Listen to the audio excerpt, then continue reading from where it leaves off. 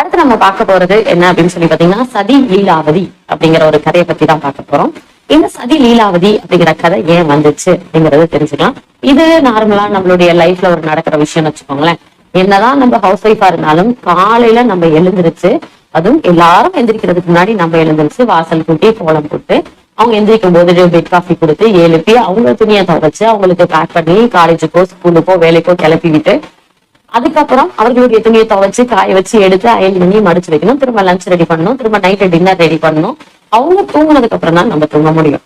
என்னதான் நம்ம காலையில இருந்து நைட்டு வரைக்கும் நம்ம வேலை பார்த்தாலும் நமக்கு கிடைக்கக்கூடிய அந்த அங்கீகாரம் என்ன?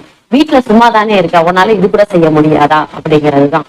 இது அப்ப மட்டும் இல்லைங்க, இப்ப ஒர்க்கிங் உமனுக்கும் என்ன ஒரு இட்லி வேக வச்சுக்கிறதுல நீ என்னத்தை சமைக்கிற ஏன்னா கையில தானே வாஷிங் மிஷின் தானே துவைக்குது, கையா துவைக்குது, என்னமோ துவைக்கிறேன்னு சொல்லிட்டு ரொம்ப இது பண்ணிட்டு இருக்க. இதெல்லாம் பல வீடுகள்ல நடத்தக்கூடியவங்கதான். ஒர்க்கிங் உமனா இருந்தாலும் அவங்களும் ஒர்க்கிங் போனாலும் நான் என்னோட ஆபீஸ்ல எவ்வளவு ஸ்ட்ரெஸ் நான் ஹேண்டில் பண்றேன் பார்த்தீங்கன்னா, நீ என்ன சும்மா போயிட்டு என்ன அக்கௌண்டன்ட் தானே இந்த வேலை தானே பாக்குற, உனக்கு எல்லாம் என்ன ஸ்ட்ரெஸ், உன் வேலையை பார்க்க மாட்டியா அப்படிங்கிற மாதிரியான கேள்விகள் எல்லாம் பல வீடுகள்ல இன்னும் நடக்குது. அப்படிப்பட்ட ஒரு குடும்பத்துல நடந்த ஒரு கதையை தான் இப்ப நம்ம பார்க்க போறோம். அவங்களுடைய பேர் லீலாவதி. அவங்களுக்கு 2 பசங்க, கணவன். 2 பசங்களும் வேலைக்கு போறாங்க, கணவன் வேலைக்கு போறாரு. காலையில அவங்களுடைய ரொட்டீன் லைஃப் என்ன அப்படின்னா வழக்கம் போல எல்லா ஒர்க்கிங் உமன் இல்லாம ரொட்டீன் ஒர்க் என்னன்னா காலையில எழுந்திருக்கணும், பசங்களுக்கு சாப்பாடு ரெடி பண்ணி கொடுக்கணும், அவங்களுடைய ட்ரெஸ் துவைக்கணும், அவங்களுக்கு துணி துவைச்சு காய வச்சு கொடுக்கணும், வீடு கூட்டணும், துடைக்கணும், கழுவணும், இதெல்லாம் நடந்துகிட்டே இருக்கு. ஒரு நாள் அப்படிதான் லீலாவதி என்ன பண்ணிக்கிட்டு இருக்காங்க, சோஃபால உட்காந்துக்கிட்டு புக் படிச்சுட்டு இருக்காங்க. சின்ன பையன்ட்ட அம்மா சொல்றாங்க, பால் மட்டும் கொஞ்சம் வாங்கி கொடுத்துட்டு போப்பா அப்படிங்கிறான். உடனே இருந்துகிட்டு பெரிய பையன் சொல்றான், இல்லடா பால் மட்டும் பத்தாது அப்படின்னு நொறுக்கு தண்ணியும் கொஞ்சம் வாங்கி கொடுத்துருப்போம், அப்பதானே நம்ம கிளம்புனதுக்கு அப்புறம் டிவியை போட்டுக்கிட்டு புக்கு படிச்சுக்கிட்டு சோஃபால உட்காந்துக்கிட்டு டீ குடிச்சுக்கிட்டு ஸ்நாக்ஸ் சாப்பிட்டுக்கிட்டு புக்கு படிக்க சரியா இருக்கும் அப்படிங்கிற மாதிரி நக்கல் அடிக்கிறோம். அவங்க அப்பாவும் என்ன சொல்றாரு, அதே மாதிரி நக்கல் அடிச்சு பேசுறாரு. இப்படியே பேசிக்கிட்டே இருக்கவும் இவங்களுக்கு ரொம்பவே மனசு கஷ்டமா இருக்கு. பிறந்ததுல இருந்து இவ்வளவு வளர்த்து எல்லாம் பண்றோமே, ஆனா கடைசியில நமக்கு கிடைக்கக்கூடிய பேர் என்ன அப்படின்னு தெரியலையே அப்படின்னு சொல்லிட்டு ரொம்பவே கஷ்டப்படுறாங்க. அப்பதான் அவங்களுடைய ரொம்ப க்ளோஸ் ஃப்ரெண்ட் வீட்டுக்கு வராங்க. வீட்டுக்கு வந்துட்டு என்ன சொல்றாங்க, என்ன இன்னைக்கு என்ன ஆச்சு அப்படின்னு சொல்லி கேட்கறேன். அப்போல என்ன சொல்லுவாங்க, நம்ம ஒரு வேலையும் செய்யல, வெட்டியாதான் வீட்டுல இருக்கோம்னு சொல்லிட்டு போறாங்க அப்படின்னு சொல்றாங்க. சும்மா இருக்கேன்னு சொல்றாங்க. சொல்றத செஞ்சிரு அப்படின்னு சொல்லிட்டு அவங்க அந்த லீலாவதியோட ஃப்ரெண்ட் சொல்லிடுறாங்க. என்னடி சொல்ற அப்படின்னு. ஆமா உன்னை சும்மா இருக்கேன்னு தானே சொல்றாங்க, சும்மா இரு, அப்ப தெரியும்ல வீட்டுல என்ன நடக்குதுன்னு அப்படின்னு சொல்லிட்டு முடிவு பண்றாங்க. உடனே லீலாவதி என்ன பண்றாங்க, இதுதான்டா டைம், அப்ப நம்ம இல்லைன்னா அந்த குடும்பத்துல என்ன ஆகும் அப்படிங்கறத புரிய வைக்கிறதுக்காண்டி அவங்க என்ன செய்யறாங்கன்னா, உடனே அந்த வீட்டுல இருக்கிறதெல்லாம் எப்படி என்னென்ன இருந்துச்சோ அதெல்லாம் அப்படியே போட்டுட்டு அவங்களுடைய வீட்டுக்கு மாடியிலேயே ஒரு சின்ன ரூம்ல அவங்க தனி கொடுத்தன போயிடுறாங்க. எப்படி அப்படின்னா, அவங்க வீட்டுல அவங்க அம்மா வீட்டுல போட்ட ஒரு கொஞ்சம் நகையை அடகு வச்சு அந்த மொட்டை மாடிக்கு அவங்க அந்த ஒரு சின்ன ரூமுக்கு அவங்களுடைய அம்மா வீட்டுல கொடுத்த பண்டம் பாத்திரங்கள், அடுப்பு இதெல்லாம் வச்சுட்டு மாடி வீட்டுக்கு கொடுத்தன போயிடுறாங்க. ஈவினிங் அப்பா பசங்க எல்லாருமே வர்றாங்க.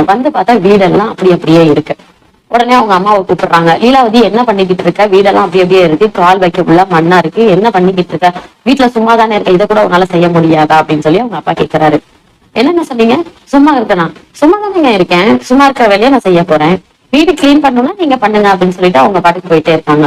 என்ன உனக்கு திமிர் எடுத்து போச்சா, கையில இருக்க காசு குறையிற வரைக்கும் தானே, குறைஞ்சதுக்கு அப்புறம் நீ தானே வருவ அப்படின்னு சொல்லிட்டு என்ன பண்றாங்கன்னா, சரி நீங்க என்ன வேணா செஞ்சுக்கோங்க நான் பாத்துக்கிறேன் அப்படின்னு சொல்லிட்டு இவங்க மாடிக்கு போயிடுறாங்க அவங்க ரூமுக்கு. அவங்களுடைய தொழிலுக்கு ஏதாவது பண்ணணும் இல்லையா, அதனால அவங்க இருக்கும்போது கத்துக்கிட்ட டைலரிங் தொழிலை வச்சு அவங்க சம்பாதிச்சுட்டு இருக்காங்க. அதே மாதிரி பக்கத்துல இருக்க 4-5 பிள்ளைங்களுக்கு டியூஷன் எடுக்கிறாங்க. அந்த டியூஷன் எடுக்கிறதுக்கும் தையல் கத்துக்கிறதுக்கும் தையலுக்கு ட்ரெஸ் கொடுக்கறதுனாலையும் அவங்களுக்கு போதுமான வருமானத்தை விட கூடவே வருது. அவங்க அவங்களுடைய வேலையை பாக்குறாங்க. நீ மாடியில இருக்கிய உங்க அப்பா வீட்டுல கொடுத்ததா அப்படின்னு சொல்லி கேட்கறாங்க. எங்க அப்பா வீட்டுல எல்லாம் கொடுக்கல, இது உங்க வீடுதான், நான் மாடியில குடியிருக்கிறதுக்கான வாடகையை மாசம் தவறாம நான் உங்களுக்கு கொடுத்துட்றேன் அப்படின்னு சொல்லிடுறாங்க. சரி இப்போ உனக்கே அவ்வளவு திமிர் இருந்தா எங்களுக்கு எவ்வளவு இருக்கும்னு சொல்லிட்டு இந்த 3 பேரும் என்னது அப்பா 2 பசங்க என்ன பண்றாங்க, மாவு இருக்குது, மாவு வாங்கிட்டு தோசை ஊத்தி இட்லி பொடியை வச்சு சாப்பிடுறாங்க. இட்லி பொடி வச்சு எத்தனை நாள் சாப்பிட முடியும், 1 நாள் போகுது, 2 நாள் போகுது. ஆளுக்கு ஒரு வேலையா பிரிச்சு செய்யறாங்க. அப்பா வீடு கூட்டணும்னா பசங்க சமைக்கணும், ஒருத்தர் துணியா காய போடணும், ஒருத்தர் பாத்திரம் விளக்கணும், இப்படி வேலையை பிரிச்சு செய்யறாங்க. ஆனா அவங்களால ஒண்ணும் முடியல. 1 நாள் கடையில சாப்பிடுறாங்க, 2 நாள் கடையில சாப்பிடுறாங்க, 3 நாள் கடையில சாப்பிடுறாங்க. கடை சாப்பாடு ஒத்துக்கல.